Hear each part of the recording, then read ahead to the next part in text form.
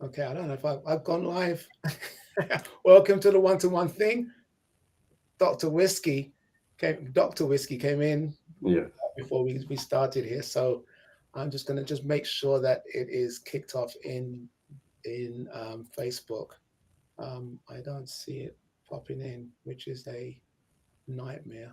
But perfect time for me to disappear and charge my laptop, which I didn't do, and it's about to die. So I uh, will leave my replacement right here uh, on the table.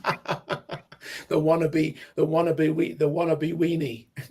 So welcome to another one-to-one thing. I'm not sure if I'm going live in Facebook yet, but I'm here in LinkedIn. I've got Dr. Whiskey, and you can see the ears of his of his dog there. It's great to have him with us. And I just want to give a quick shout out. It is Jamaica Independence Day, so I'm sporting the shirt as a Jamaican. So very cool. And welcome, Dr. Whiskey, and happy Independence Thank Day you, thank you. Yes, to the I island. Did you have you ever did been to not get the Jamaica? memo, so I'm not dressed appropriately. I don't know if Yeah. they have flowers like these in Jamaica. I've never been, but yeah, you are. I've got a whole slew of Jamaica puns, but I think I might save them. It's mostly just, Yeah, I think you one could might say that listening to the One on the One Thing podcast has been Jamaican me smarter, but to making you yeah, smile. making me smarter. Usually it's Jamaican me crazy, but Yeah, if you don't make me It's crazy been only on the Jamaican me. Saturday nights. So, but yeah, Dr. Whiskey, I have been getting more into medical stuff lately. So I guess I was like, you know what? I am considered a doctor in India unofficially. So I felt like being a doctor today. There Uh, you go. yeah, I don't know. Basically, I was on some shows in India and they just introduced me as Dr. Whiskey. So I'll take it. Um, it was pretty funny. I have been doing a lot of pregnancy support work, Mm, abortion alternatives. So essentially, I made a guide where so the number one cause of abortion is actually financial hardship, which really frustrates me that here in the U.S. I'm not sure about the UK and other mm, places in Europe, but there's so much money within the government that goes to nonsense stuff. Meanwhile, women are having to kill their children because they can't financially provide. So I mm. made in honor of Mother's Day because I don't talk to my mom and I wasn't celebrating. I was like, I want to participate, and I decided to leverage it. I stayed up all night and created a 30-page guide. It's on my website, caponukes.com/books. And essentially, it's for pregnant women who are kind of worried. And you open the book, and it has a bunch of resources for financial support, for spiritual support, for physical fitness. Mhm. It's completely free download. I just want to help people. I'll be expanding it more here. And it's such a shame. It's not just human life and pregnancy, but just what financial hardship does to people in general. Yeah. I had a very touching episode I recorded yesterday on life in El Salvador and in Iraq and Afghanistan, and just we really spoke. We did really bash America. I am a proud American. Don't get me wrong, Hmm. but a lot of the complaints I hear are from people who grew up very spoiled. I last night I was I started preaching at a Bible study because I can't help myself. And I said, we have more cereals in one aisle at Walmart in the U.S. than other countries have in their whole country. It's insane. Steve, I know you've been to the U.S. and I'm sure you Yeah. can verify. We have more types of cereal in a single aisle in a Walmart than Oh you my. probably have in a whole supermarket. Yeah. I mean, it's ridiculous. We have probably I probably could say with maybe 50, 60 different types of cereals, if not more. Wow. Most of them are not good for you. Right. Now, the Captain Whiskeyos are out on sale Captain now. Mosquitoes. No, for 18 plus only or 21 plus only. Oh, there you go. Oh, okay. Oh, is that kind of Oh yeah, cereal, yeah, is it? that's kind of cereal. Instead of it's whiskey and bourbon infused. It's like instead of the chocolate crave cereal with chocolate inside, it's Yeah. actually whiskey. But no, so I've been doing pregnancy support work. I've been doing some quit smoking work with Jesse Hartnett, who created Honor Your Heart. Right. I've got a new book coming out for free as well. called Nuking Your Addiction. And basically, it's taking every non-AA or traditional addiction recovery program that I've encountered in my show so far and putting it into an easy to navigate guide. So this book is essentially, it's going to be free, and it's going to be for people who feel like AA isn't working for them. I'll give you an example. My father hates AA. He says, son, every time I go there, people talk about how their wives left them, how they hit kids while driving drunk. He goes, I hate hearing this stuff. It's all negative. I need something positive. But he also hates medical stuff. So we'll never do rehab, hates hospitals. But on my show, I've been able to explore stuff that has neither of those. And so I want to put together a comprehensive guide where people can say, hey, I need help and I don't want to tell anyone, but I need something that isn't mainstream. And so we're doing a lot of medical-ish work, Right. you know. So I'm more of a doctor of theology and philosophy, but I am casualty combat care trained, so I can take care of like bullet holes and stuff. But don't ask me to do surgery. Oh, okay. You take care of bullet holes. That's good to know. Steve, I could give you a quick fix for bullet holes if you're interested. In case now it's been a while since I've been on here. I don't know how many times you've been to the streets of London at night, but and I don't think they really have shootings in London. But if you take, pardon the crudeness, a woman's tampon and you put it in a bullet hole wound, it will help. I don't know. I've been told this is a quick fix. This is a quick fix. This won't make the hole go away, but it will help with excessive bleeding from a bullet hole. So Yeah, I can see how that would, I can see how that would help, as long as there's nothing in there that would cause any reaction or yeah, or or it absorbs all the blood. blood issue. Yeah. Um, that's well. That's good. That's good to know. That's good to know. Actually, I think the last time we spoke, you had your eye covered. So I'm glad to see that everything's, Yes, I was attacked in Japan. yeah, My eye everything. is healed. Yeah, I am. I've also grown. I'm going to grow out a beard and mustache. As you can see, it's in the very very early nice. Very stages. nice. I Very want to get nice. the salt and pepper like you have because I feel like Oh, that's gonna that comes with wisdom. That comes with it comes wisdom with and stress. So I'm and gonna and get it pretty fast. experience. Right. Yeah, I know some of my neighbors. They turned white in their late 20s from stress. So Oh wow. in fact, fun story. One of my neighbors growing up, she owned this huge lumber yard, you know, worth millions of dollars, and the whole thing burnt down. And she was so stressed and upset, every last hair follicle fell off of her head, and she became Mm, bald for life. It's interesting how everyone's body reacts differently to stress. yeah. I've talked on my show. Interestingly enough, people store trauma in different parts of their body, Yeah. physically even. Sometimes it's the throat, the shoulder, the neck, the lower back. Shout out my lower back is where I get my stress. So it's very Journey for interesting me. just how the body can handle stress, if not dealt with properly, how it kind of stores it or it affects its body. Mm, And Ms. Sandra Norris says children. Yeah, yes, children will definitely I give you can the salt and imagine pepper. that. My dog has been testing me lately, and I'm like, imagine this was a human child. I don't know how I can do it, but yeah. So I've been up to just I am being featured in 9 books this year. So I've been working on those chapters from religious weaponization and trauma healing to stopping a homicide suicide to love. I've been writing on a variety of topics, and just this is my big year of growth. Of this is like technically I've been running a couple of nukes for going on 3 years come December 3rd. Congratulations on But that. just like you, I'm sure it's when I started out, it was an episode every few weeks. It was poor audio quality, right? And then it got to the point now we're weekly.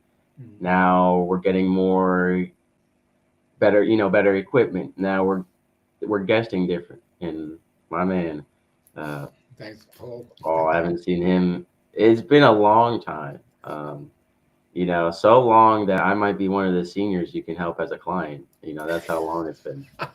Um, but as I was saying, it's gotten better and better. Mm, And this year, out of the 3 years I've been running a couple of nukes, it's only been a company for 1 year. It's only expanded past podcasting this past year. So this year is a lot of growth, and now we've gotten it where it's a every other day show because daily is oh just too wow. much for me by myself. You know how much work goes into podcasting. Imagine Oh, yeah. having to have an episode out every single day. Yeah. It's a lot for just me. My dog doesn't help. Um, she doesn't get on the keyboard ever. So it's been a year of growth. So I've been, like I said, I haven't seen you in probably 2 months. Been writing, been training. Now I've got special forces training for the next 30 days. Ooh-ah. Got a lot going on. Speaking engagements, very in all the glory to God. That I have been able to. The first time I ever spoke on stage at a conference was 22 years old, and I struggled a lot with all my peers, yourself included, are decades older than me. Some 2 decades, some 4 decades, some 1 decade, and because of that, everyone around me constantly has achieved so much more than me.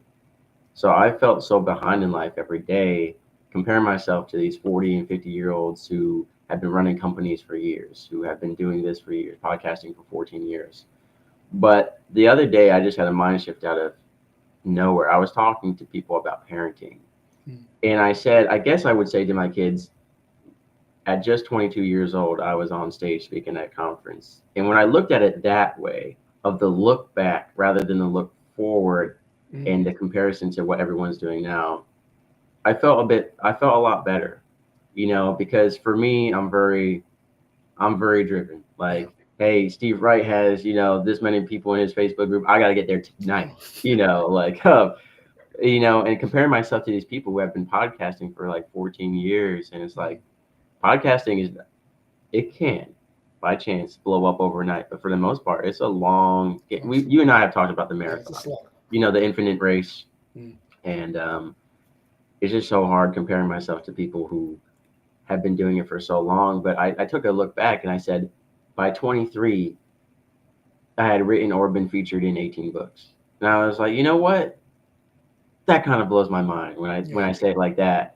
But in my mind, I'm looking at other people who have 50 books. I'm like, man, they already have 50 books. But I gotta say to myself, they're also 50 years old. They've got like a decade on me, because according to people who listen to my podcast, I'm 42. If you only listen to me, not on the one-on-one thing. I kind of goof off on the one-on-one thing, but on my actual show, people think I'm 42. And the best is I have people who listen to my show and they come to guest on it and they're like, whoa, we thought you were going to have a beard and that you were 42, but you're 12 and you wear a cowboy hat. And so he's playing cowboy. Yeah, that's no, a lot of people like it, but definitely some people who think the cowboy hat detracts from my seriousness. But it's interesting. Like I said, when I was wearing a cowboy hat in Japan, it was the only person in all of Japan, except for one military guy. And my friend made a comparison. He said, "Mr. Whiskey, if you saw, a Japanese guy come visit America and he was wearing a samurai helmet everywhere, how would you feel?" I was like, when you say it like that, I feel pretty dumb right now. That would be. And I was like, I don't know if the equivalent, cowboy right? hats and samurai helmets had the same historical and cultural significance. I guess you could say cowboys were the samurais of America, but I feel like that is not a good comparison. But he's a history buff and I'm not, so I'm gonna leave the history stuff to him. I just work with pregnant women. That's all I do. Well, I'm surrounded by two authors now, so I've got serious FOMO kicking in. Hey, Where's Carl, good your to book, see you, Steve? bro. Good day to you all. Dr. Whiskey, I haven't seen you in a long time. Yeah. My word, you still look as young as ever. I heard you talking about age, but I don't know what it is you do. But you should share it with both. Well, I'm growing out the beard and mustache to age a few years here, so I'll get back to you soon about that. Well, I had a beard when I was 12 at school, and and I got away with it because it wasn't part of the school rules that you couldn't have a beard. There was no rule written because no other kid had one, and I had a better beard than the teachers. Well, I can tell you, once you've had one, you keep doing this. Even when you shave it, I haven't had a beard for about 20 odd years now, and you keep doing this. Once you start, do you find that, Steve, that you often do this? I mean, I do that. I play with my glass. I play with my glass on my face. I play with my glasses more than anything else. I mean, it's funny. Sometimes I catch Steve looking like love he's it, gonna go lenses. comb hair on his head, and then he says, "Oh wait." He's Don't like, need a coat. "Old habits die hard," is what they say. But yeah, Yes. you do kind of see how long it is, and with its neat. Yeah, it's always this. More of a Yeah. goatee Yeah, than the it's hard to it's get rid of Yeah, that. I don't go quite up the pointed. sides. It's Yeah, I might grow it out. I had a mustache coming in high school, and everyone called me pedophile and school shooter. So I got rid of it, and it's still not grown out too well. The first time I ever grew out a beard, quote, was when I got out of the military. Every guy is like, "All right, I had to shave every day." They even call us in on the weekends sometimes to see if we shaved or not, right? So the first wow. thing I did was just no more shaving, no more hair cutting, and then it gets itchy, and I'm like, all right, I'm all right. I had my fun, but now I'm like, you know what? I think I'm gonna grow out the beard and mustache, and I'm young enough that if I don't like it, I can get rid of it. Oh yeah. It's just a little phase in my life, and we'll see. So far, it has not done well. I've been told you don't have the face shape for it. It looks awful, and you should go back to shaving.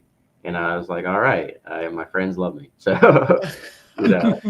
But yeah, it. Even this has helped a bit. Even just this little scruff has helped with businesses. I hate trying to buy a lottery ticket and they call you 12. Like I'm not even buying cigarettes or alcohol. I'm just trying to get a pick six. I'm trying to get a Mega Millions. Like, come on now. But yeah, but Steve, I mean, I'm surprised you don't have a book, to be honest. I am very surprised that you don't have a book. Um, I'm not sure what you would call it, the one-to-one thing, but it's a No, book. You know, I no, I probably no. I I feel I I think everyone's got. Um, I said back in a few.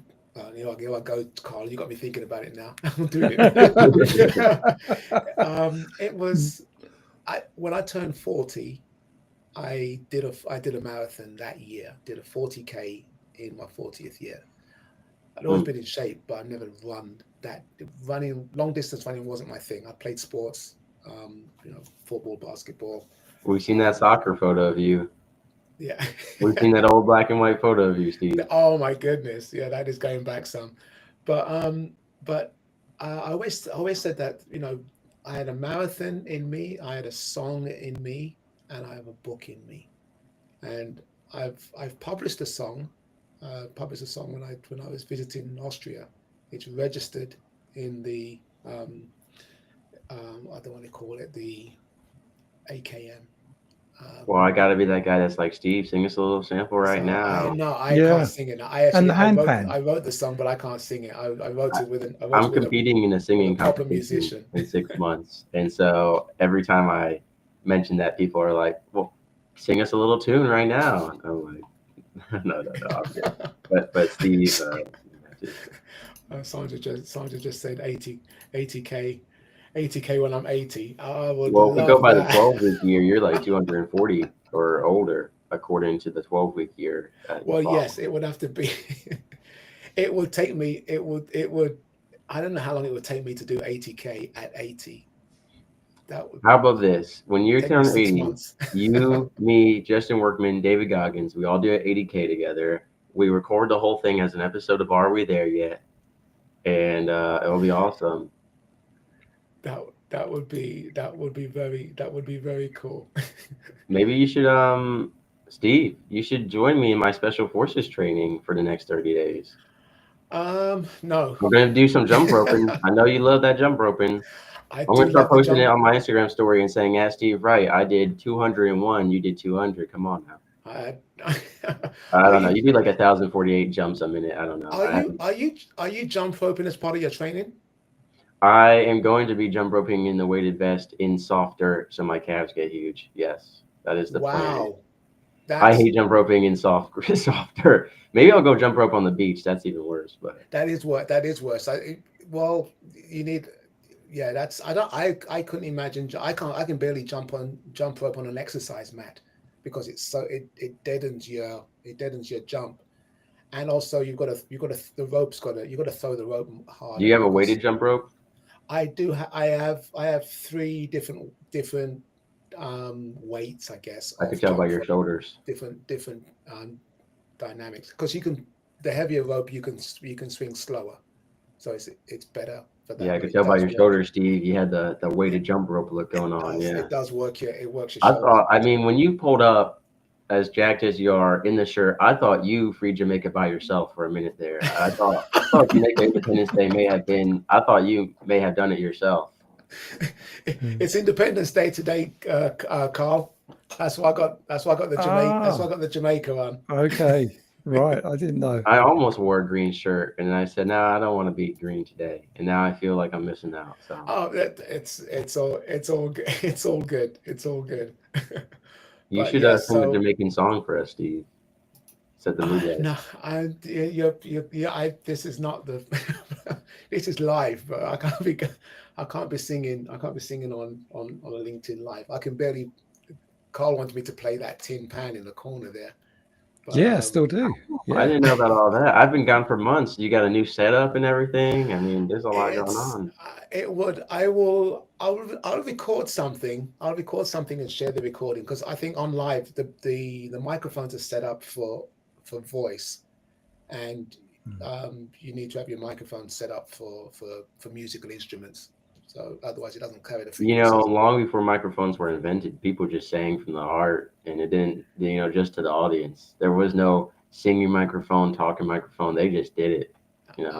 I feel you. I feel you. When I'm in the mood, when it's a great. The hand pan is a beautiful meditation um, device. If If I pull you out a harmonica right now and start doing some prison blues style music, will you sing, Steve? yes, Okay, well, I don't have the harmonica on, so that was a pretty good plug. I called you out there. Someone took out a harmonica the other day and started playing it, and I said, you know what? I ought to learn one of those because it would really go with my look, you know. Yes, Mm. it would But aid you. I play the violin, and a violin and cowboy. I could probably be like that. Could probably be a good look for a while. But No, but that's crazy. That's crazy. So to your point about the book, yeah, I think I'm inspired. I'm inspired by both you and Carl, yeah. because your We attention can to write a that. book together. I'm down to co-author anytime. Well, you should invite all the people who drop in to do a collaborative book and call it Chats at the Water Cooler or something like that, or Oh, at the water cooler. I don't No, know. the secrets of the water cooler. You got to make it interesting, haven't you? water cooler secrets. Yeah, you got to make it. That's a great idea. That is a great Have, Thank idea. have you, you thank so you. have you written a book then, Dr. Whiskey? Is that you've actually By done the that? end of Are this you year, writing I will have been written. I will have written or been featured in 18 books. So, two books? my first 18. So I have six nonfiction or six fiction that I wrote that are bad because I wrote them when I was 14. I've got two collections of poetry. And all those books are about 300 to 500 pages because I write a lot. Then I got my first nonfiction, God versus the Indomitable Human Spirit, coming out hopefully this summer. It's been a long time. It got delayed a lot. Life got pretty busy. But that'll be coming out hopefully next month. And then I've got another fiction. And then I was featured in Warriors of Hope, which is launching October 4th. I'll be emceeing the conference for that. It's it's about domestic violence and sexual abuse and other trauma. And I was the only man in the entire book. It's all women. I was the only man willing to speak about that stuff. And so I'm going to be talking at the little book launch conference party about the importance of more men being vulnerable and sharing about that kind of stuff, whether it's in books or on podcasts, the absolute importance of it, especially when it comes to male sexual assault, which I just did a whole episode on my podcast about that. And so I was telling Steve, I've been featured in a couple other books that are being launched throughout the year. I wrote about love, about the one that kind of touched me the most was I wrote about the time I stopped a homicide suicide. And I literally had people's lives in my hands, and the individual who was the perpetrator, so to speak, his entire career and well-being in my hand. And so a lot of these books that I'm being featured in are just one chapter. My books are obviously whole books that I've written by myself, but I'm looking to definitely collaborate with more. I want to make a book that is like me and maybe 99 other nuclear operators, called like Nuking Out Life, or like Nuclear Operators Guide to Life, or like a Veteran's Hand Guide to the Civilian World, stuff like that. I was telling Steve, I've got 2 books on my website. One's not posted yet. The other is. They're both free. One of them is a pregnancy support guide for abortion alternatives. And long story short, number one cause of abortion is financial hardship, or people, who are struggling with faith or societal pressure or other stuff. And so it's a guide meant to help women who are pregnant and kind of on the fence about getting an abortion find the resources they need to not get one and to support human life. And then I've got Nuking Your Addiction coming out. I don't have an estimated time of that, but essentially it's just a compilation of all the non-traditional addiction recovery methods and intervention and prevention methods that I've covered on my show, Couple of Nukes. So if you feel like AA isn't for you, if you feel like rehab isn't for you, well, here's all the episodes turned into chapters from my show, from laser acupuncture to change your endorphin levels, to fitness, to other support groups. It's going to be nuking out your addiction, and it's going to be free. Because the idea is to help people. So I've been getting more into making free books and guides. But yeah, I'd love to make a book with Steve Wright or something, or anyone. A book, How to Deliver with Agility. I'm sure you already have one of those. Well, I'm working on it. I've got. I'm just. So where can I find? I'm just on Amazon. Can I find some of your books on Amazon? coupleofnukes.com/books is where I've Couple got. of Nukes, did you say? Yes, coupleofnukes.com/books. Right. It's where you'll find my abortion guide, abortion alternatives guide. Key difference there: abortion alternatives. I don't support abortion. And then God versus Indomitable Human Spirit. You can see the cover art in the back of the book for now. The frequency of love and gratitude is on my website right now. Then I've got the other books are not out yet. I've got one is launching August 13th. That is going to be the homicide suicide prevention. All the authors contributing that were asked to write about courage and a moment of courage in their life. And I prefaced the chapter with, I didn't want to write about the stereotypical courage of physical action. A lot of people expected me to write about some kind of brave military action or something. And I said, I wanted to talk about moral courage. When you report a suicide in the military, which technically you're a mandatory reporter, you're supposed to, when you do, you change a person's entire life.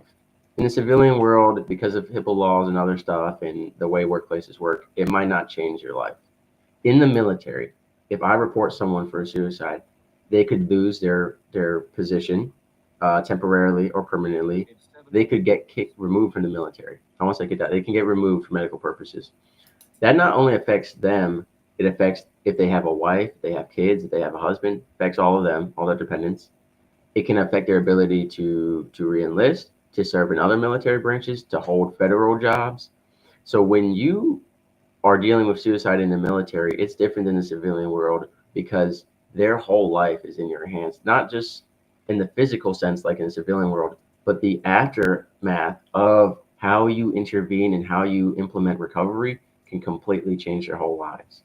And so I was in boot camp, and there was a sailor who was not doing well mentally.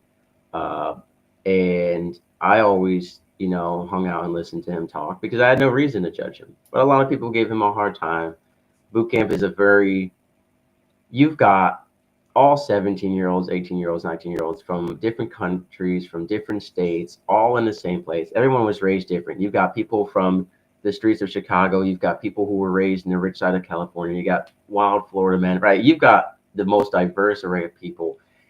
And they're all, high school guys. Most of them joined because, they dropped out of high school. They got girls pregnant. Like I did, at least my division was not Hardy American Heroes. I had the Suicide Squad. I had all the rejects and all the people who had nothing left in life, and they were not nice people, right? And this poor guy, I knew his story because I had listened to him.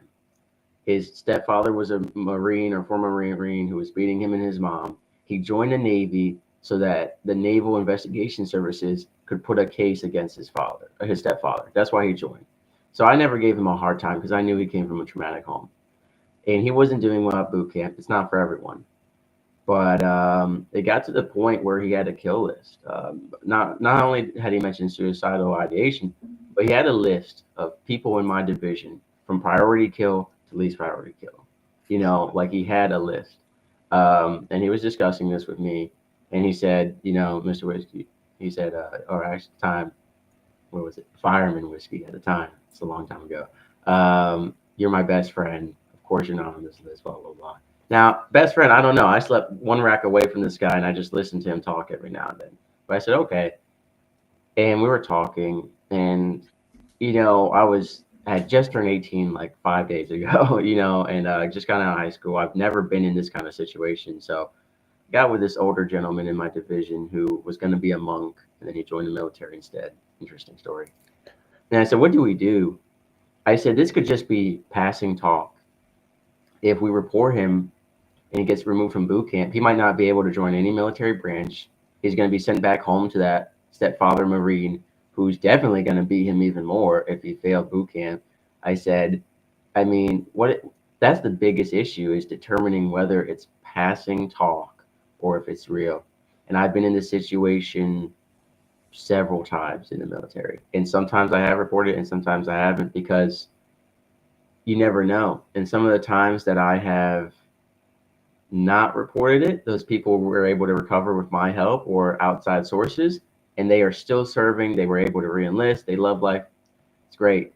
And ultimately, I had to make the decision to report him, because it wasn't just a suicide, but a possible homicide, right? And that means it's not just his life in my hands, but everyone else. And so because of that, I had to have the moral courage to report him, to go to my supervisors about this. Mind you, I just turned 18. I'm in boot camp. It's scary to talk to your RDCs about anything, because you know they're there to you know, train you and break you. But my RDC was really cool about it. He actually kept it anonymous, and that was one of the things I was scared about. I said, this guy's gonna know it was me. I said, he didn't tell anyone else. Now I'm gonna be number one on the list. But the RUC addressed it tactfully in a way that protected me, protected everyone. And it sat really heavy with me for a few days. And I remember one day my RDC is like, Whiskey, he calls me to the front of the division. And the guy who had been removed from a division that I reported had showed up. And he's like, help him pack his bags, you're his friend. And I thought the guy was going to kill me, but he didn't know. Packed his bags, we talked. And a few days later, I saw him with the separation division, smiling, happy, and excited to go home.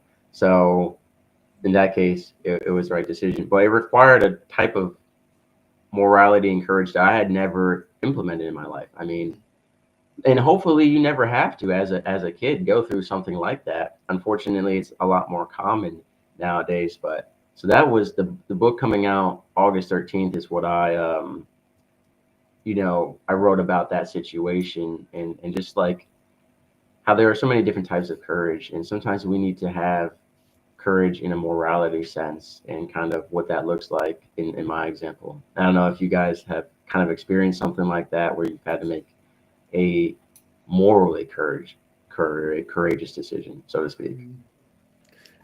Thanks for sharing, Whiskey. I mean, it's funny. We started this thread with you trying to grow facial hair so that people can take you more seriously, because you Right. look more mature than your actual age. So when they hear you, you sound and speak more mature than your age.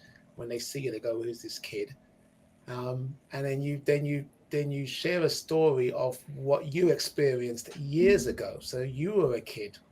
Right. You're young now, but you were a kid back then. 100%. And to have to go through that, and then look at it in the rearview mirror, and recognize all of the strengths that it takes to deal with something like that is very profound. I appreciate it. You know, and it isn't common. People don't find themselves in those sorts of situations every day. Paul's come online. Good to see you, Paul. When, like you said, we need to be ready for it at any time. You and I talked about, like, when you ask someone if they're okay passing the water cooler, and they say, actually, no, I'm not, and I could really use someone to talk to you. You and I talked about how most people don't expect that. You're expecting I'm fine, I'm okay, whatever it is. But honestly, you have to be ready at any time. And unfortunately, I've guested on a couple podcasts talking about the suicide rate in children. And I mean, that if you look at the statistics of children who are 10 years old committing suicide, it's so alarming. And so, especially if you're a parent or an aunt or an uncle or a mentor, like, this is something nowadays you need to be ready to deal with at all times. And I think it's important that we keep that in mind, like you said, at anytime we ask anyone. And I got a phone call yesterday about a attempted suicide, friend's uncle, and she told me, Mr. Whiskey, I just don't understand it. He was always smiling, happy, joking, funniest guy. And I said, you know what? I always get asked on shows like, Mr. Whiskey, what is the common factor or whatever? Like, is it mostly people in the military who are this age or this race or this gender? I said, it doesn't discriminate. No one is safe from from getting to a point in their life where they feel suicidal. It doesn't matter about whether you're black or white or a chief or a master chief or a civilian. None of that matters to that person at all. That's not what it's about. Now, there are things that can play a factor into that from those, don't get me wrong, but it's like, you never know. Yeah. There's something you said as well, that you listen to him. That metaphor of being in the bunk next to the guy really rings true, because I mean, that's partly why I do this drop-in. I mean, it from I guess from an effort or return on investment or my time to do it and put it together, it may not make any sense in that respect, but sometimes it just feels like these conversations like this and like these kind of catch-ups. Carl's been on some great chats, Paul's been on some great chats, you've been on some great chats.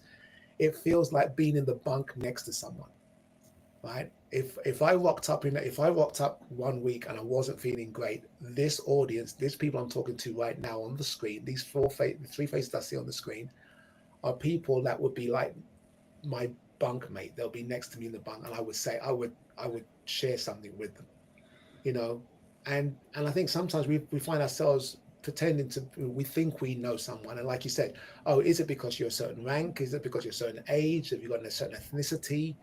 And we want the signs to be obvious so that we can be prepared to have that discussion.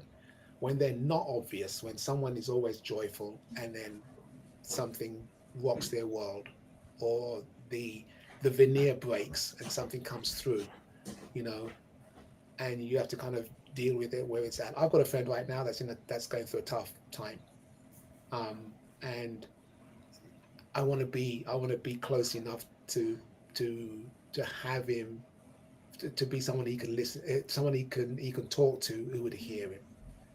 I can't go in and intervene. It's not my space yet. I think, like you said, like your friend, you're more valuable just being the sounding board, being the non-judgmental ear, and it's a skill in itself. So yeah, well, the number one question asked is usually like, why did they do it? And I've had people on my show say that, unless they leave a note, you never really understand why.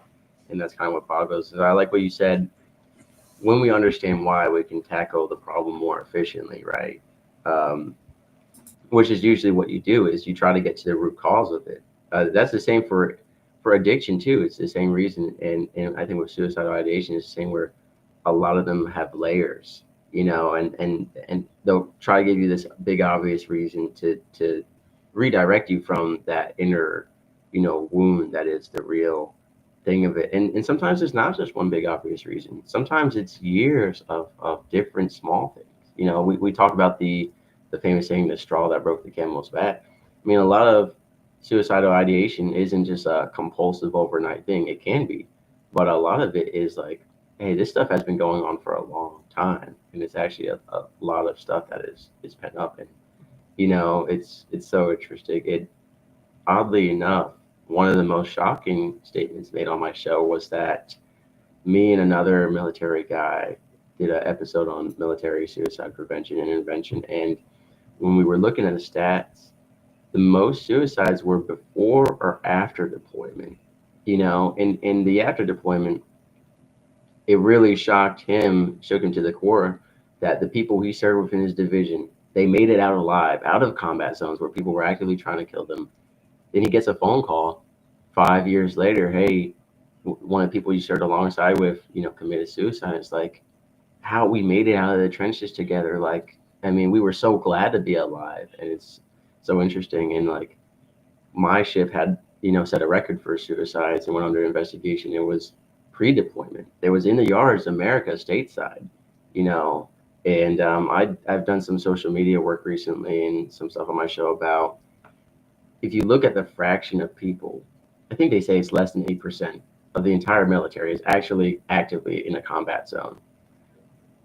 But everyone focuses on that 8% as here's all the PTSD, here's all the suicide, here's all the depression. When actually 92% of the people in the military who are dealing with that stuff have never seen combat. They have non-combat PTSD. They have, symptoms of the military lifestyle itself and of, everything that's entailed with it. So it's very interesting. Nice. That's an interesting stat. I want to hear from Paul and Carl. We've been dominating the thing. Paul, how are you? Where are you? I like your backdrop. You're in the yard or Hawaii. the gazebo.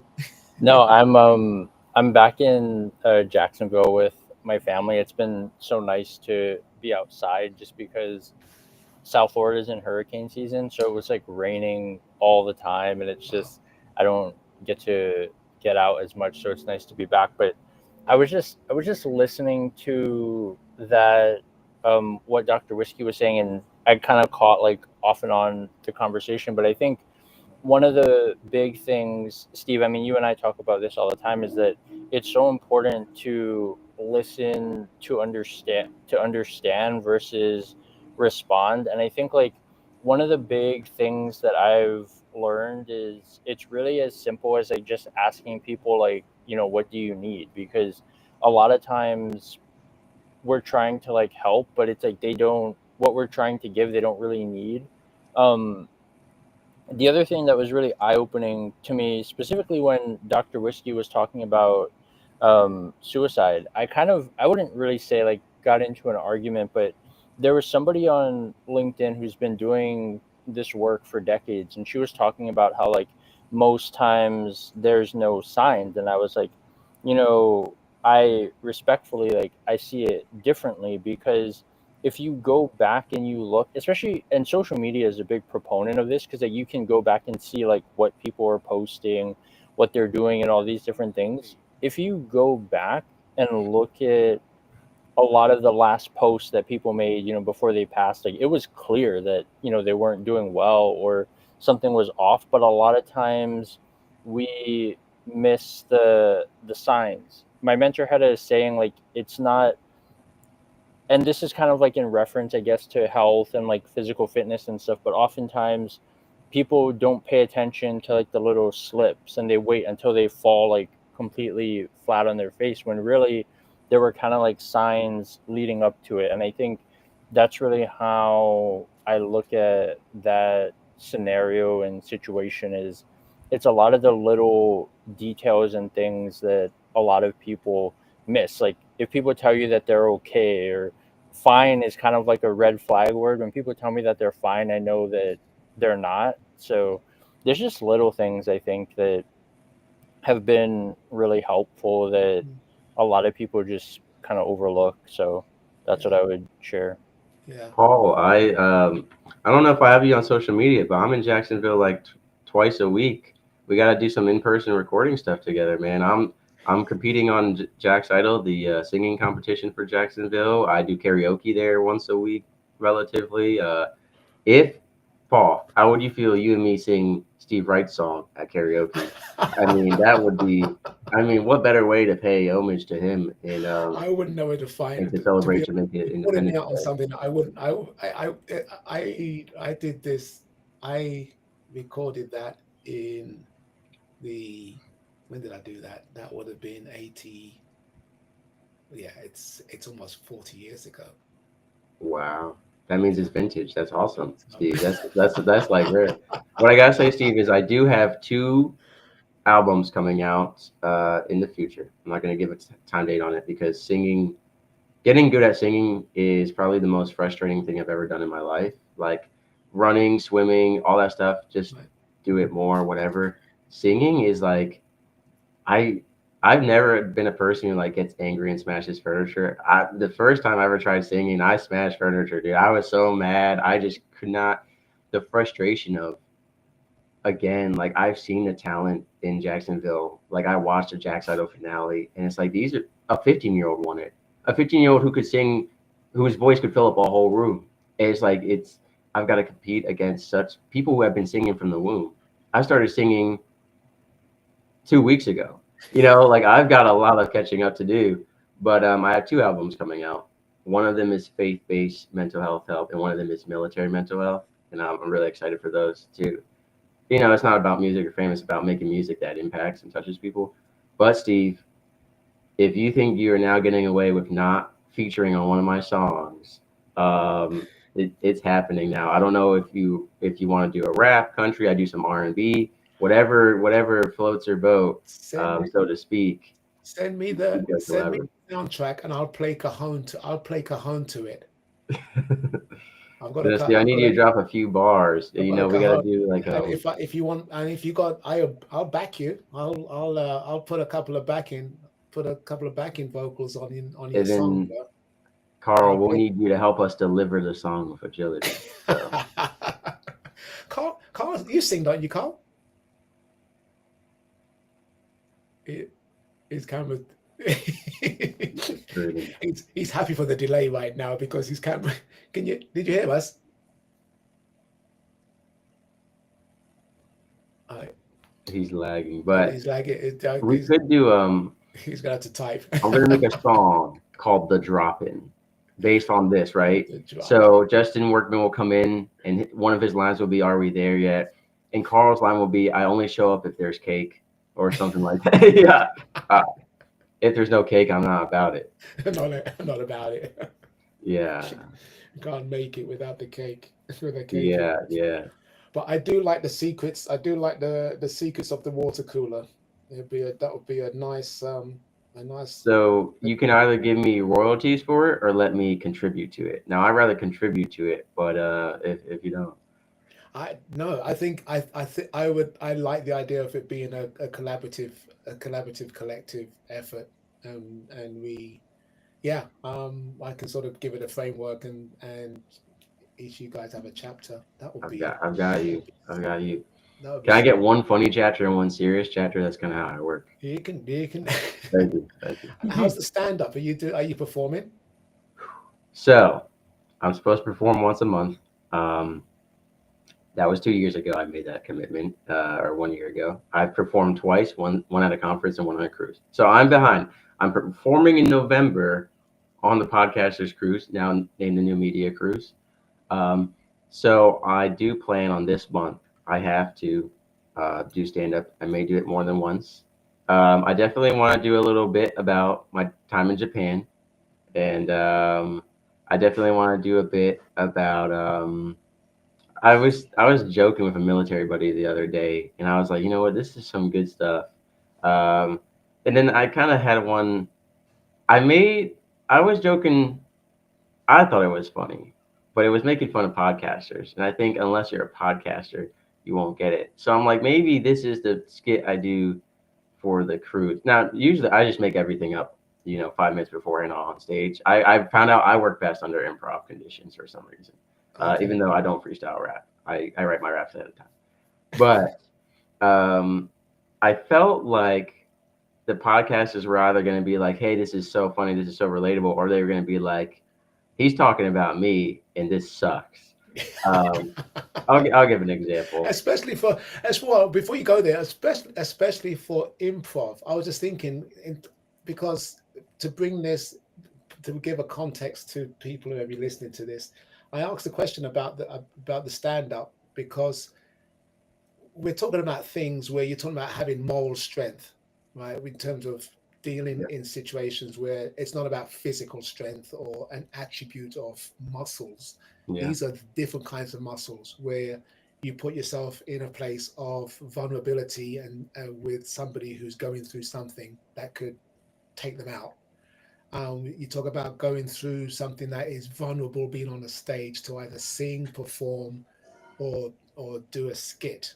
Yeah. It's not public speaking where you've got your notes. You know, you talk about improv. I mean, improv's a different, another level of comedy, right there. Even Yeah. writing comedy, you've written books, or you contributed to chapters, and it's like I would love to. I was going to ask you. I'd love to find out what the comedic process is, the comedy writing process is, because I listen to Yeah. I comics don't and I'm. follow that because I make everything up on the spot. So I mean, I don't know. which I you haven't can really explored comedy writing. I know there are workshops available, and I might attend some of those just to see what it looks like. I did a lot of listening back to the 2 times I did perform and analyzing what worked, what didn't work. My biggest thing is it's interesting you talk about like the courage to do stuff. So public speaking, you talked about notes, and every time I've spoken publicly, I've made everything up on the spot.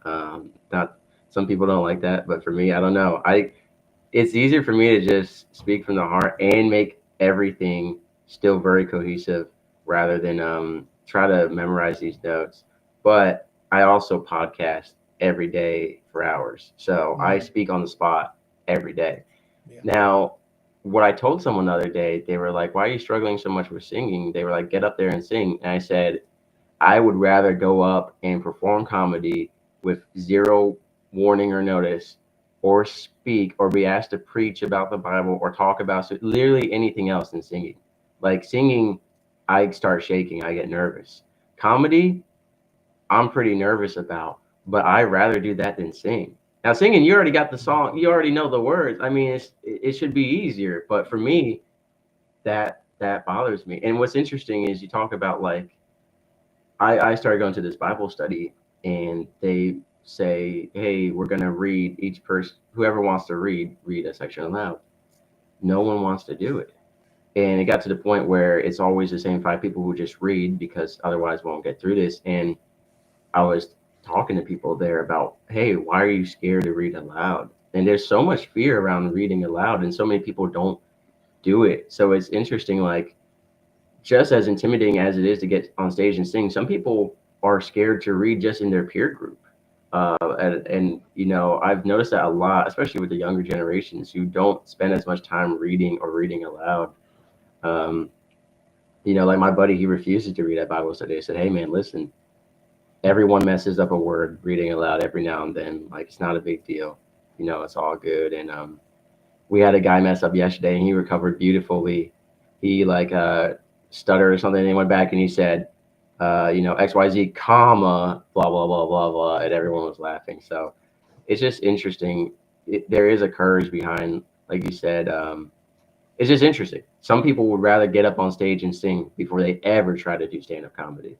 Yeah. And I rather just butcher a comedy skit than butcher a song, 100%. Because when you're making up comedy, like there's a bar and expectation to meet, but not as much as like it's a rigid, solid, fixed bar we're singing. People know what the notes are, how the song sounds, what it's supposed to sound like. Comedy, they don't know what you're gonna say. If you get a few laughs, it's good. If you're singing a song and you get a few, I guess that was all right. That would hurt me. You're I digging, you're the you're pain exposing your of belief. I'm gonna cut you there. You're exposing a whole set of values and beliefs around that, because and I would flip the script on that. I would happily sing a song, even whistle a tune, that's because you make than songs, you write than songs and to sing. than to rock up and pretend to be funny. I'd be spending so much time laughing at myself that people would be thinking, "What the heck is this guy talking about?" Because it wouldn't jive. But are you performative, Paul? Do you perform anything? He performs with a joke. So So I'll tell you what's funny. My mom's actually like a really good singer. Like I'm surprised that she hasn't tried out for like any of these singing competitions. Like she's actually a really good singer. Um for me, like outside of the speaking realm, when I was younger, I did like some performing arts stuff, but I never really liked it.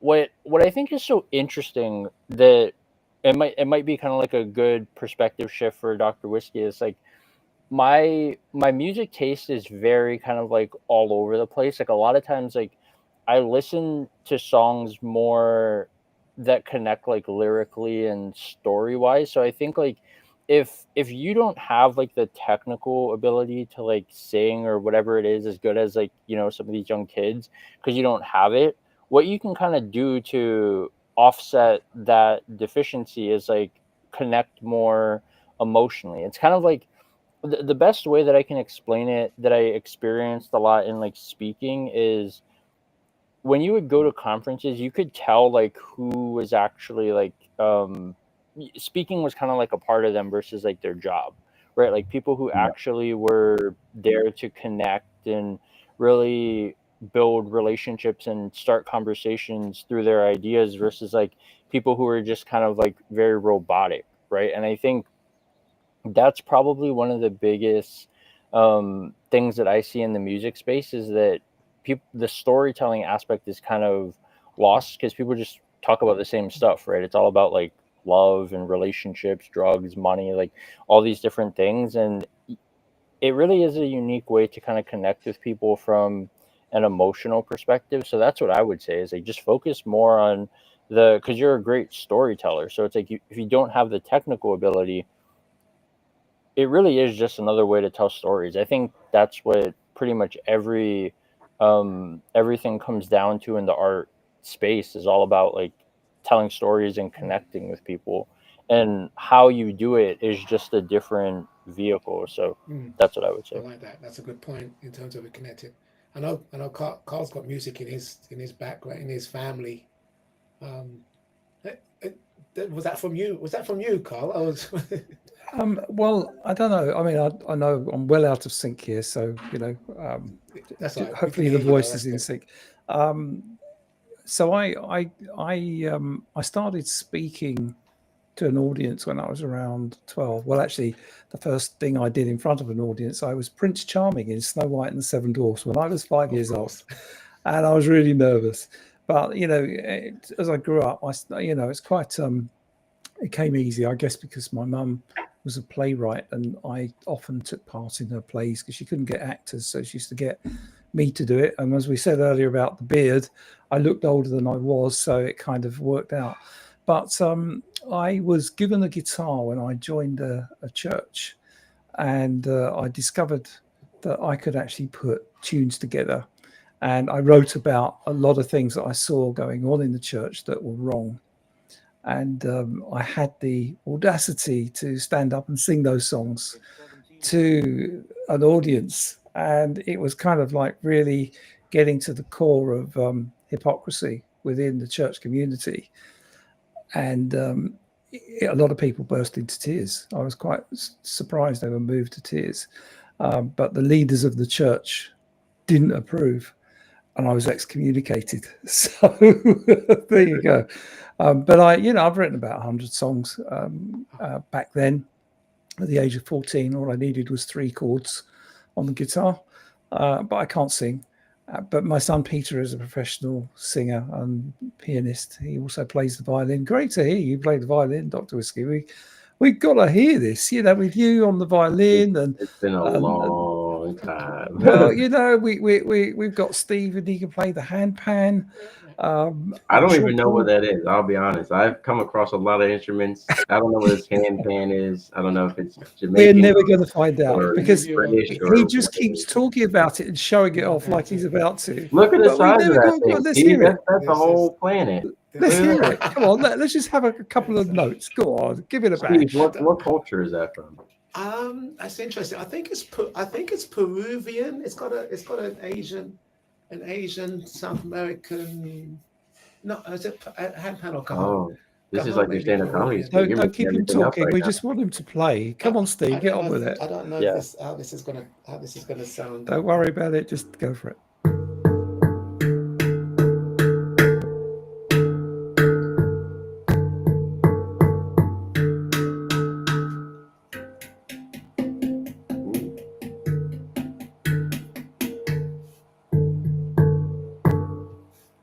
you go. It kind of sounds like a mini like gong Yeah. It's almost. it's a steel. It's like an inverted steel drum. That's the Yeah. part I screen Oh, recorded for my Instagram. Thank you, Yeah. Steve. You're gonna rap to it. But it's Nick Ashley is it's going to be celebrating Jamaica's Independence Day with the handpan. oh There you man, go. it's only got it's a D minor. It's tuned to a D minor, and it's got 10 notes on it. So I've got I thought that was a yoga ball back there I've this got a whole time. scale. I've got a scale. I've got one scale. So if the song fits within it, a lot of people play just melodic rhythms on it as opposed to you can cover songs, but the song has to have the chords or the notes that will make it recognizable. So, but I play it more rhythmically because I play the cajon, so it's more like I play it more like a drum with accents than I do with as a musical instrument right now. I've I'm got a still whole learning comedy bit about you, Steve. it.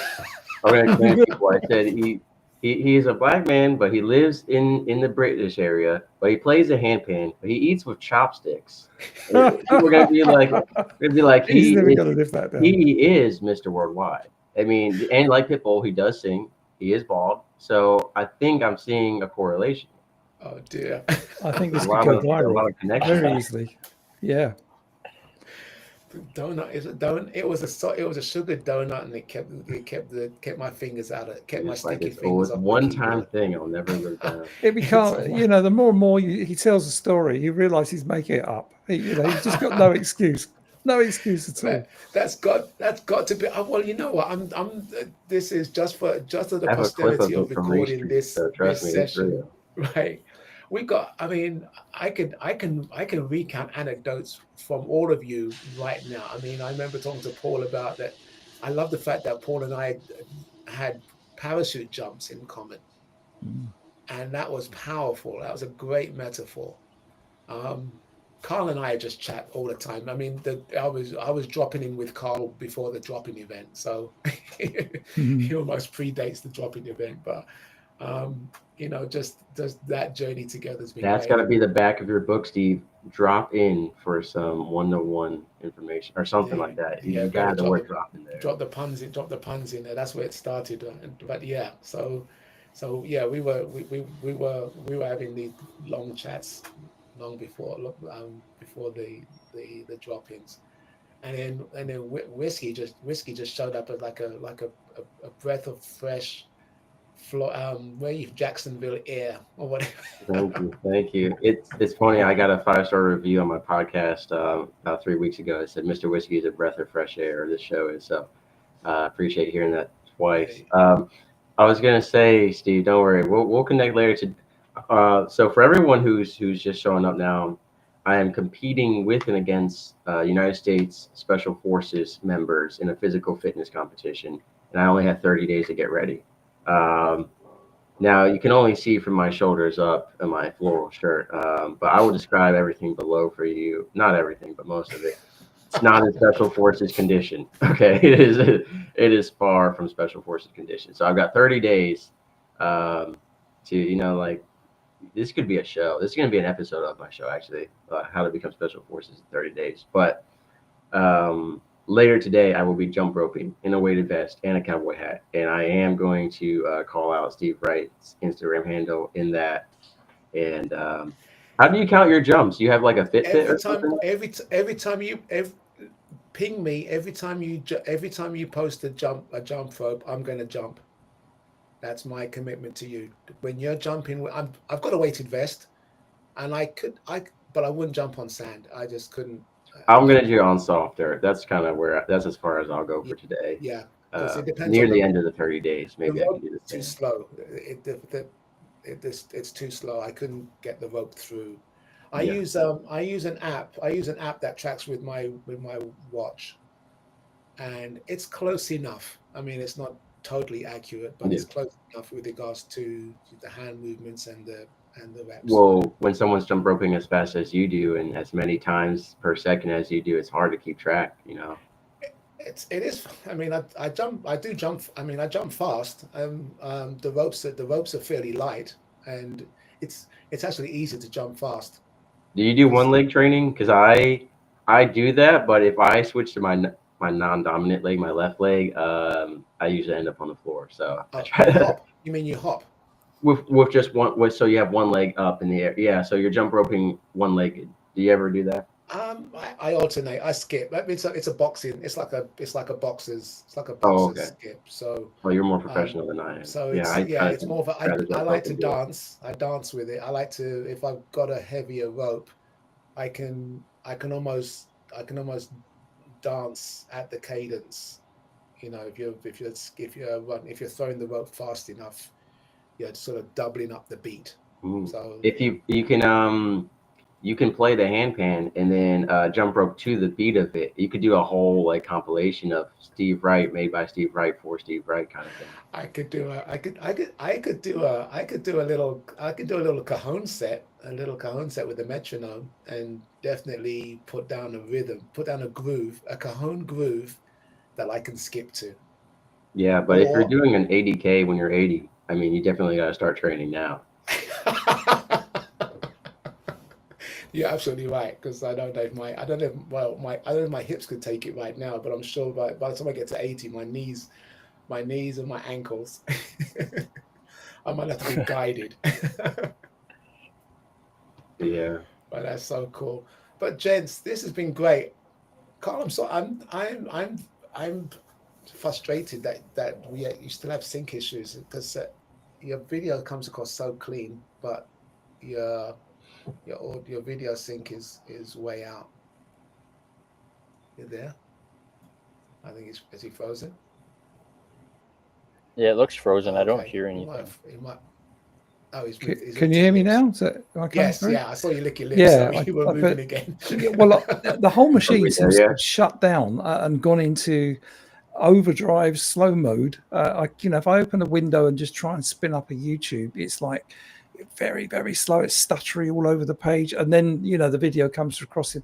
And I've only got this running. As soon as I close this window, leave the call and close the window, the machine will just behave like normal. But Yeah. whatever Restream is doing, it's taken over my whole machine. It's a MacBook Pro, 32 gig, plenty of disk space. I don't know what's going on, but it's only with Restream on these calls. I don't know. We've done one-to-one Restreams where Yes. I've initiated the hosted call it. and it's been fine. Yeah. So, but at least every time I do this, I try something different. And I've just been experimenting with just opening another window, Chrome window, even open to Safari. So running this in Chrome, open to Safari window, just try to go to YouTube, exactly the same. So it's not as if it's just affecting the browser, it's taken over the whole machine. Right. I'm getting about 100 up and 100 down on my speed. I should be getting to the gig. You got iPhone? Yep. You Yep. can you can try joining from your phone in landscape mode, because your camera's good enough. And it needs to be Safari for Restream. Apparently, Chrome doesn't work. Oh, hang on. What are you saying, that I should be joining from Safari, not Chrome? I thought it was the other way around. I think on the phone, Right. on the phone. I guess it's an iOS thing. Yeah. On the phone, I think you join from Safari. Because why am I confusing that with Riverside? I think it's a Right. Safari browser on the phone. But if you join from your phone landscape, you'll rock up the same way as you do now. But because your front facing camera is just as good as for a webcam. Yeah. Maybe. And ladies and gentlemen, if you are listening and you want to drop in for the one-to-one thing event, don't forget that you can available on LinkedIn, Facebook. Make sure you join the Managers Who Lead Facebook group. Oh, thank you for putting me a big goal. Say that for the again. shout out. Please don't forget, you can join the conversation both in the chats and here. And if you want to have a one-on-one thing with Steve Wright, obviously you can contact him on his social media platforms. He has coaching programs, he has podcasts, he jump ropes, he plays the handpan. He does a lot of things, and he can help you. He just can't help you deliver with agility. That's Carl's job. So, But he does do chopsticks with everything. So yes. yeah. Brilliant. Dr. He Whiskey, is, I believe he's a vegetarian, so he can help you out with that as well. Yeah, vegan. Yeah. And if you want your country liberated and to have their own Independence Day, Steve is also part of that. You should I be a wasn't the podcaster. I wasn't the Thank reason you. Hugo got Doing a independent. shameless plug. Yeah, podcast every day. My word. I know, Steve. hard You work. got to get back on my show for a serious one-to-one thing on Please. my show. What year are you in right now of your program? Which, say that again? Your 12-week year program. Are June. you in the third or fourth year now? This is June, year 3. This is I'm June halfway of through year 3. 3. Yeah. So you're Year up. 3. So do you finish before this year ends? It's essentially it's 13 weeks in a traditional calendar year. 1 week is a review week, and then 12 weeks are the 12 weeks of the 12-week year. So I count them. I started at the beginning of the year, so this is week. You have a This- buffer week between This each is year. week, yes. This is week 32 of the year, and it equates to sort of 3.5. We're halfway through the third quarter of the year. I'm glad I was a nuclear operator. Otherwise, I wouldn't have known anything you were saying right there. That was some nuclear math right there. I post a month. I post a month every week. So this. Okay, yeah, I've been seeing that on LinkedIn. Yeah, I do it's like on- and it's support June. share your posts. Horizons. Actually, it's been very insightful because it's been interesting. I've been going through some stuff that is May last week was May. I'm doing the twice call. Carl, mute yourself. There you go. Okay, I was gonna say, at this rate, I'll just get you when you've completed all 4 years, and you can tell me about the whole program, like a look back at the whole program. Right. Whoa, this is so cool. Oh, we see behind the scenes now. We're seeing 2 Carl. 2 Carls. Yeah. I can drop the other Carl to Yeah, Forget a avoid couple of confusion. nukes. We got a couple of Carls. But that seems to be all right. That's not blocking me out, is it? I'm very excited. Put it up at eye level. Now we get to see your microphone and everything. Yeah. Oh, There's still a little bit of a lag. It's a lot better. Yeah. Okay. Yeah. So that's something to play with. I'll have Yeah. There's still a slight lag, but we can see and Yeah, hear it's you. a lot more in sync. ladies and There we gentlemen, go. we have a GoFundMe to get a Carl a new computer to run Restream. Link in the description below. Yeah, like a MacBook Pro M4. Yeah. 64 gig. That'd be lovely. Check the link below. But do share the 30-day progress. I'm going to be tracking that. For sure. And if from Paul could drop 0 to his special email in the chat forces. for me. From 0 to hero. From 0 to hero. Yeah. There's I don't know what I'm gonna call the episode. There's a lot of things I could call it. So we'll see. I don't know. There you go. I'm thinking about it. I might. Paul, what's new in your world? What do you want to play? I'll give everyone a monologue on the show. Oh, I'm just here catching up with you because I know it's been a while. This year's been pretty interesting for me, so I've just been kind of getting back on track and getting in system. But yeah, no, it was great to be back. I know I didn't realize Dr. Whiskey and I are probably a lot closer than I thought. I So thought you were in like, Hawaii. exchange. That's why. Because I think you were. Oh no, I was. Go ahead. No, I thought you were in Hawaii last we spoke. So that's why. Oh no, I've been in Florida since 2022. For the first like two and a half years, I was in Jacksonville, and then the past couple years I was in South Florida. But I come back. I would probably come back. I'd say maybe 3-4 months out of the year just to like visit my family and stuff for the holidays. Of So connections for you for podcasting, for event. You just missed a whole Jacksonville Podcasters United podcast camp the other day, man. I would have loved to have you there. I was taking photos with everyone. So I'll send me your email and I'll keep you up to date on all this stuff. Yeah, we'll have to connect. I don't know if we're Yeah. connected on I think we LinkedIn or are. Facebook. We'll have to connect or next what. Wednesday so we can be in the same Restream bubble talking to Steve. Oh yeah, that'll be cool. Yeah, we could do that. That would be great. Sounds good. Carl, what's your monologue? I know you. Well, I don't know if you can hear me, but Yeah. is that better? Is that Yes, that's great. I don't get it. It must be the laptop then, rather than the Yeah, because I'm on Wi-Fi now, obviously. yeah. But yeah, okay, good. So yeah, we should definitely catch up at some point, Steve. We definitely should do that recording. We want to do that podcast, don't we? Yes, Yeah, yes, I'll be on yours and you can be on mine. So yes. yeah, but I'm really, head down trying to get this book written and learning all about publishing and all that kind of stuff. I'm 90% there now. Do you have a title? Yeah, I've got a title, but I can't share it yet. Okay. So because I've got domain names and stuff which I have registered, and I just need to get on and finish the words. You need to write with agility. Well, that isn't Right. it. No, that's not the name of the book. Funnily enough, no. But I'll share that shortly once There you I'm go. closer to the publishing date. That's great. Writing with agility is a great approach, I guess. You got to do what you got to Yeah, getting it done.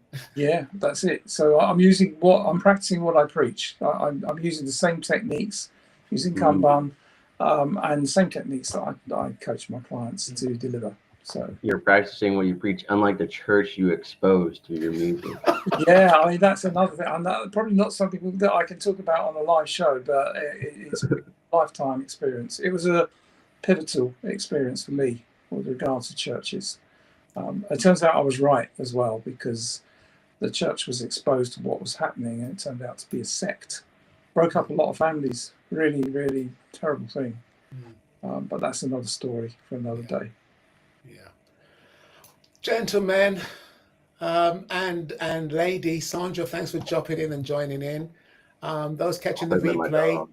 I thought that was the lady you were talking about. There's another lady, yes, and a little whiskey shot. This has been great as always. I guess I don't know. I'm going to sign off with Happy Independence Day to Jamaica. Stand strong. Out of many, one people, and I feel like we got that sentiment right here, because out of many people, we got a collective voice, and I appreciate all of your inputs. I appreciate your friendship. I appreciate your being mirrors for people in your circles, and mirrors for me that can reflect, just sometimes what you need to hear, and some great insight in terms of living well and being the best we can be. So thank you. I'm grateful for all of you, and this has been another water cooler. Come join us every Wednesday 4:30. I'm doing my whiskey thing now. Not Thursday, every Wednesday 4:30 UK time. It's summertime, so if you've got adjusted for time zones, I think it's still 5 Eastern, and I think it's 8 Pacific. So because you guys change times. So, yeah, I don't know. I was gonna say it starts 11:30 in the morning for me, but what did I say? What did I say? 8? What time did I say? I'm not sure. I don't know. You were speaking in real. 5 hours different. So it is. 11:30 is when it starts Eastern Standard Time, US. Okay, Yeah. so 11:30 Eastern. Yeah, it's still the same till like November. Daylight savings changes like early Right. November. We got to get rid of that, but that's just my personal opinion. No more daylight savings time. We don't change the same weeks as you. I think we're 2 weeks apart. Always threw me. And you're like 100 weeks in the future of me because of your program. 12 week, yeah. But check out again. Yeah, just check us out, and put your connections and stuff in. People can get hold of you. We're connected here. So, guys, thank you so much. Thanks for letting me play the handpan. Embarrassing as it was. No, thank you for playing. yeah, if this is an option, Carl, I mean, it's you're a lot closer now. It feels, but I Yeah, don't know why I'll try it's it next different. time. I'll definitely Yeah. try it. Yeah. Yeah. Good. Fan- Okay, everyone. Good to see you all. Fantastic. Take care, everyone. Thanks so much. Yeah. Bye. All righty, take care. Good seeing Stay on. everyone. Nice seeing you, Steve. Have a good Okay. day.